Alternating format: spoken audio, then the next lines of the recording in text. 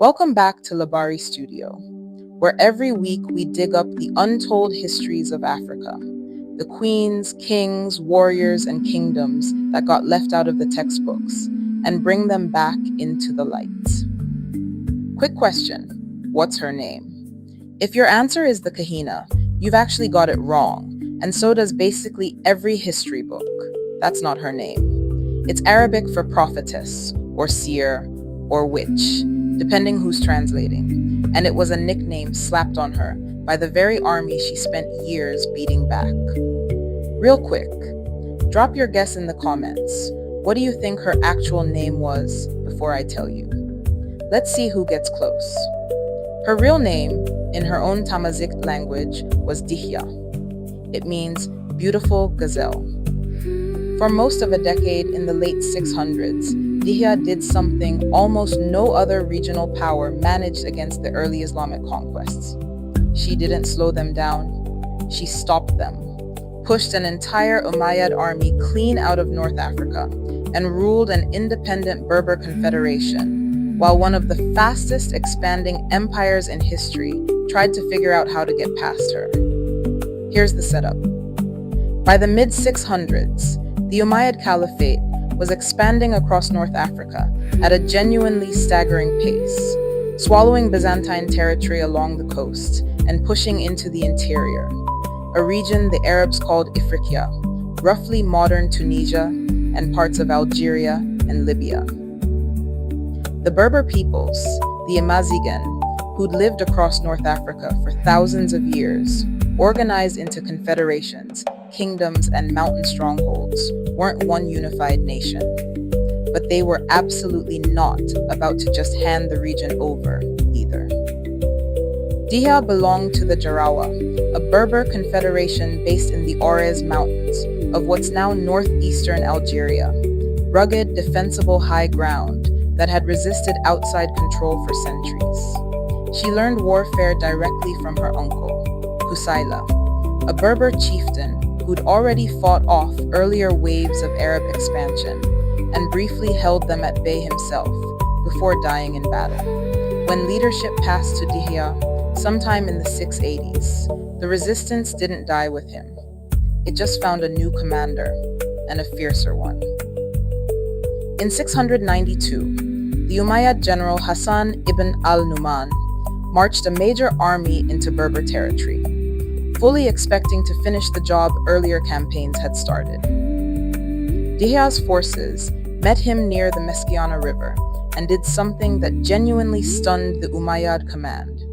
They won, decisively.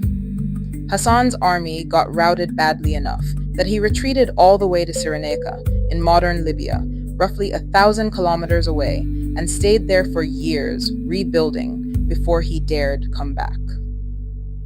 Think about that. A Berber-led coalition forced a full Umayyad retreat at the exact moment the caliphate was steamrolling across the region. That's not a footnote. That's a genuine, documented military upset on par with anything you learned about in school. Dihya effectively ruled independent Berber North Africa in the years that followed, holding territory the caliphate had already marked as its own on a map. Comment below if you had random Berber queen routes a caliphate's army on your bingo card for today, because same, honestly. Now, her strategy during this stretch is one of the most debated parts of her story, and it's worth being honest about it instead of smoothing it into a tidy hero's tale. Multiple historical traditions describe her giving the order for a scorched-earth campaign, burning orchards, farmland, and in some accounts, fortified towns across the territory she controlled, all to deny Arab armies resources and supply lines if they came back. Militarily, it worked. It also came at a real cost. Some of the settled agricultural and urban Berber communities in the region, the ones who actually depended on those orchards and towns to survive, reportedly turned against her because of it, seeing the destruction as a threat to their own survival, rather than protection from an outside army. That tension is part of the real history here, not a footnote to smooth over. Real resistance movements involve real costly trade-offs, and not everyone she was defending experienced her leadership the same way. Hassan ibn al-Nu'man didn't stay in Cyrenaica forever. Around 698, reinforced and reorganized, he marched back to finish what he'd been forced to abandon. Several historical accounts describe a genuinely painful detail in how that second campaign turned against her. An adopted son, in some traditions, a captured young soldier she'd raised in her own household, is said to have fed intelligence or support to Hassan's forces, contributing to her eventual defeat. Whether that detail is fully accurate is debated. Honestly, most of Dihya's story is, since the surviving written accounts were recorded generations later by Arab chroniclers who had their own reasons to shape the narrative a certain way. What's not disputed is the outcome. Dihya was killed in battle. Most sources put it around 698 or the early 700s, fighting rather than surrendering, near a well in the Ors region that still carries her name today. And here's the thing. Even the record written by her enemies can't hide the scale of what she pulled off. She forced an expanding empire into a multi-year retreat. She held independent Berber territory as its sovereign ruler for the better part of a decade. She died leading her own army rather than accepting terms from the men who came to take her land. So why did her own name barely survive? Why does history remember a title her enemies gave her, instead of the one her own people used? The name history overwhelmingly remembers, Kahina, was never what her own people called her. It was a label the Arab chroniclers who fought her slapped on, tied to prophecy and sorcery, designed to paint her as some mystical enemy figure instead of what she actually was, a legitimate head of state and military commander. Centuries of retelling just built on top of that label instead of correcting it. And Dihya, her real name, nearly disappeared entirely, buried under a word her enemies picked for her. Even her origins got rewritten, depending on who was telling the story. Some medieval Arab sources describe her as Jewish, tied to broader, contested traditions about Judaized Berber tribes in the region, while modern Amazigh identity movements have reclaimed her as a specifically Berber, indigenous North African leader who doesn't need any outside religious framing at all. Historians still don't fully agree, and honestly, the fairest answer is that centuries of political retelling by outsiders have made her exact origins genuinely hard to pin down. Drop Dihya in the comments, right now. Let's get her actual name trending in the replies, instead of the one her enemies gave her. What did losing her real name actually cost? The same thing it always costs on this channel. When you erase a name, you erase the person behind it, and replace her with whatever label serves whoever's telling the story.